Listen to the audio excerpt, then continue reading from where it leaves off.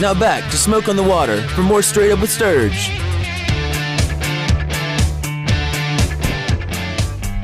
All righty, welcome back in. Hour number 2 on this Tuesday night edition of Straight Up with Sturge, coming to you live on Talk Sports 104.9 FM. Mark Sturgis, Price Atkinson, Ramona Ellison back at the station, keeping us up and out of trouble. And we're going to go to the guest line and bring on the color analyst for the Navy Football Radio Network, Omar Nelson. Omar, how are we doing tonight?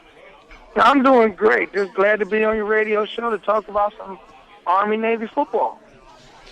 Well, Omar, Price Atkinson sitting in with Mark Sturgis tonight. We're honored and really appreciate you taking time out of a busy, busy week with the big game on Saturday to join us tonight. It's obviously a big game at the academies this week, and we had Coach Niumatalolo on with us just about 45 minutes ago. But now we're going to get a little bit of perspective from a former player, somebody who's been on the field. And, take us back, Omar. Tell our listeners, as a former player and somebody who's experienced this rivalry on the field, obviously you're in the booth now and see it from a different perspective, but talk about what is it like to experience this rivalry as a player, and what does this game mean? Well, it means a lot. Like most rivalries, each school, it means a lot to the school.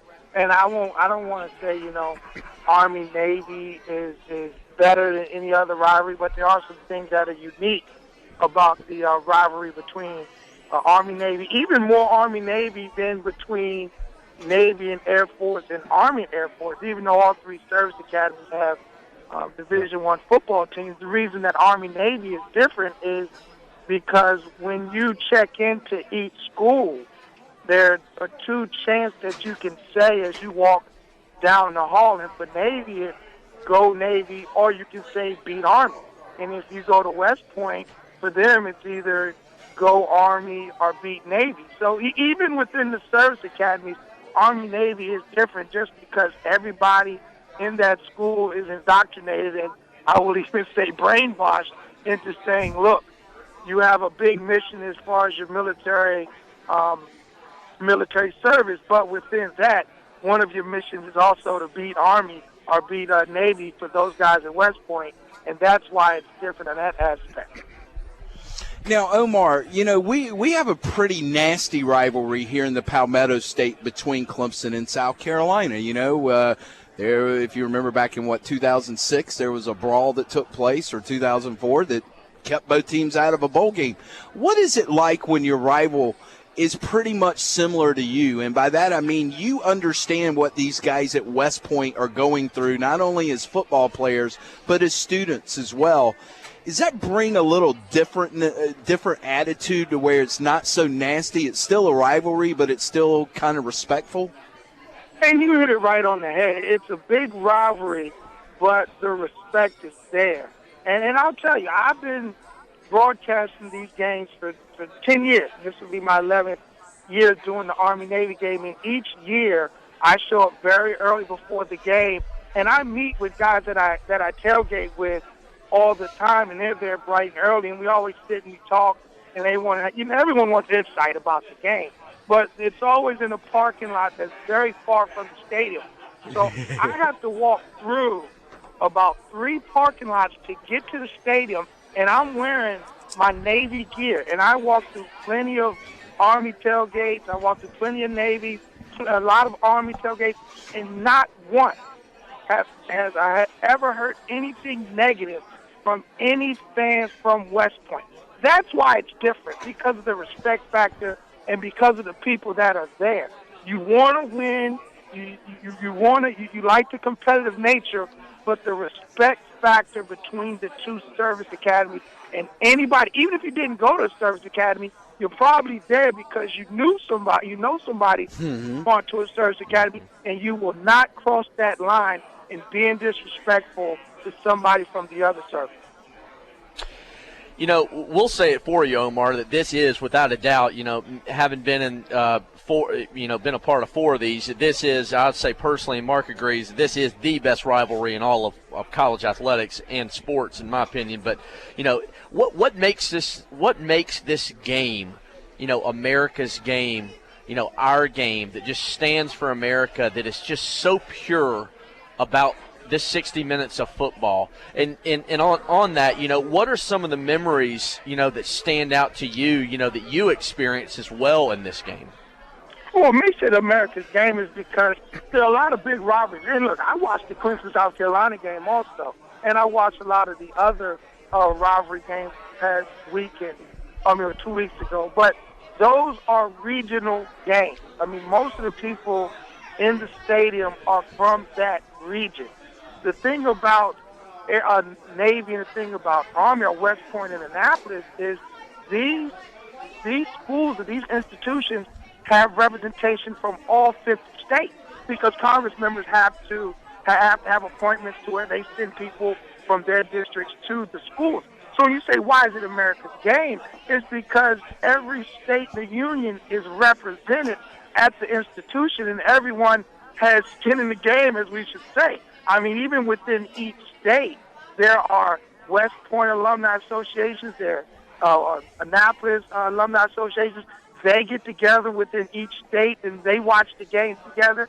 So that's why it's America's game, because all 50 states, you have representation. It's not players. There's people in the student body that are from your state that are at the game. I mean, that's what makes it America's game. We're talking with Omar Nelson, former Navy player, current color analyst for the Navy Football Radio Network. And Omar, we didn't want to really bring this up with Coach a little while ago, but Navy comes into this game having won 11 in a row and 14 out of 15 against Army. Outside the obvious answer of just being better, what has allowed Navy this run of success against Army? And quite frankly, a lot of these games over the last 15 years haven't been close, and we're talking about two schools that really have to operate under the same parameters. Well, it's athletes that Navy brings in, and I think it comes from a recruitment attitude or vision. And it started with Paul Johnson, who came back in 2002, and he wanted to get more speed on the field, not just offense, but on defense also. So he went out and he went recruiting in areas to get players who could come that can adapt to his system. And then once you get it going, you start to have success. Then it kind of trickles on. For Army, they've had some coaching changes. They've had Bobby Ross, who's a great coach, and then he went into a power type of football. He wanted to be a power running game, so he started recruiting players to fit that power mode. And then now with Rich Ellison, even though he runs the option, you still see that they want to be a power type of option team, to where for Navy, it's always been about, well, I shouldn't say always, since 2002, it's been about getting speed on the field. And now you can look, Army's had teams that have pushed us around up front, but they just have not been able to get the big plays. For Army, they get a 10-yard run, you go, okay, they got a 10-yard run. For Navy, it might be 1 yard, they might stop us for 2, but then we'll go 80 yards and we'll get a touchdown. That's been the biggest difference. It's been the speed on the field. Now, Army, they can say that they're trying to change things, but until I see it on the field, you still just got to go with Navy because of the big play capability. Yeah, I think you're dead on. I agree, Omar, that the Army has not been able to put a Shun White or Reggie Campbell out there on the corner, and when they touch that ball, man, they could take it to the house. But talk a little bit about, too, when you talk about styles and service academies, you've watched Army try and reinvent themselves a little bit with a spread that they went to for a little while, and now they're trying to get back to more of the power game. What is it about the option? I mean, you played in it, playing fullback for the Naval Academy. What is it about this option offense and the style, why it works so well for a service academy, but also specifically the Navy kids under Coach Kenny Niumatalolo and Ivan Jasper, the offensive coordinator? Well, you're not going to be able to push guys up front with zone blocking schemes for Navy. Just we don't have those type of offensive linemen. And then if you want to try to drop back and pass, you're not going to be able to pass protect because the linemen aren't going to be able to give the quarterback time. And then you got to have receivers that can get open, which we don't really get. Well, we do get some, but we don't get enough to come in with second deep or maybe some third-team receivers that can come in and help out. So the great thing about the option is It's precision. It's more man blocking. Even though they put in some zone principles, it's still kind of man blocking. And then you can utilize quickness. You can utilize precision. Everyone coming off together. And teams don't play against it that much, to be honest. So therefore, it takes them some time to get up used to the speed of the game. And I think the most important fact as far as winning football games with this type of offense is that you can control the clock. And then therefore you can shorten the game and not give the other team as many possessions. And because if you had a defense that could get you 3 and outs, then you can run any type of offense you wanted because the other team can't score. But Navy historically has not been able to put a defense on the field that can keep the other team from scoring. So therefore, you want to try to use your offense as your best defense also, not letting the other team get the ball. That's why it's been successful for Navy. Omar, when you think about the Naval Academy and this option offense, that's been so successful over the last few years, and certainly this year, that offense only turned the ball over 8 times, and they're second in the nation in rushing at 320 yards a game. But you think about the guy that directs that attack, having led Navy to a 7-4 mark this year going into the game, and that's sophomore quarterback Keenan Reynolds. You played with one of the greatest that has ever played at the Naval Academy, and Chris McCoy. You've seen some of the others, Ricky Dobbs, Craig Candido. How does Keenan stack up against some of the best that have worn the blue and gold, and what does he bring to Navy? Especially, how is he so special as just a sophomore? People say he's special, and they want to say other adjectives. He is the smartest football player that I've seen on the field at the Naval Academy. That's what separates him from everybody else. You can see him at the line looking at the defense and getting the team in the correct play. I've seen him on the field, and it's been obvious to me, to where he's looked to the sideline and he's telling the sideline guys, look, no, we need to do this because of the way they're lining up. And they've made adjustments on what he's seen on the field. That's what makes him different. I mean, he's not the fastest guy. I mean, he can throw the ball well, but, we've had guys, Ricky could throw the ball well. But what he can do is you could tell him a play in the first quarter and say, okay, they're lining up like this. Let's put this play in. And then in the second quarter, the third quarter, you could run the play, and he'll run it like he's scripted in practice all week.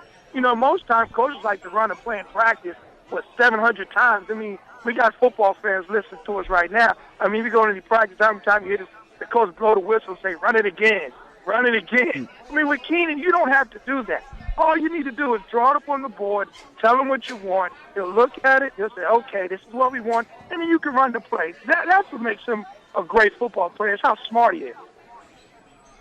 Well, Omar, thank you for your time tonight. Thank you for letting us inside your head a little bit. We got a lot of coach comments, and now we get former player comments. And again, this is, in my opinion, this is what's right with college football this weekend up in Philadelphia. Have a great call of the game, and hopefully number 12's coming down your way for the midshipmen. I hope it is also, because everybody is a lot happier when we win these games. Thank you. Hey, yeah. We appreciate it, Omar. We thank you so much for your time, and I'm glad you and Pete have had time to rest your voices after that triple overtime out in San Jose to get ready for this weekend. We didn't get overtime for that either. I'm still mad. All right. Well, listen, good luck. Hope the weather holds out, and it's another great game up in Philly on Saturday, Omar. All right. Bye-bye. Thanks, Omar. Yeah, and, that brings a little different perspective to it because, again, I mean, for these players, and that's the thing, you may be fighting on the other side of the football field, but one of these days you may be fighting in a foxhole right next to each other, and those are the kind of guys that they want to be in that foxhole with because they know what they've been through. Yep. It's a story like a co-captain at the Naval Academies of any team is a big deal, but senior co-captain Matt Aiken, wide receiver, tore his knee, ACL, against San Jose State in the triple overtime win. Put off surgery these last few weeks so he could put on his uniform and be able to walk out for the coin toss, not with crutches, not with a limp. He wanted to be able to walk out, wear his uniform on Saturday. That gives you an idea. All right, let's go out to break. Phone lines are open, the final 2 segments. got a bunch of stuff to still get into here on Straight Up with Sturge. We are WCCP Talk Sports 104.9 FM, the flagship station of Clemson Athletics.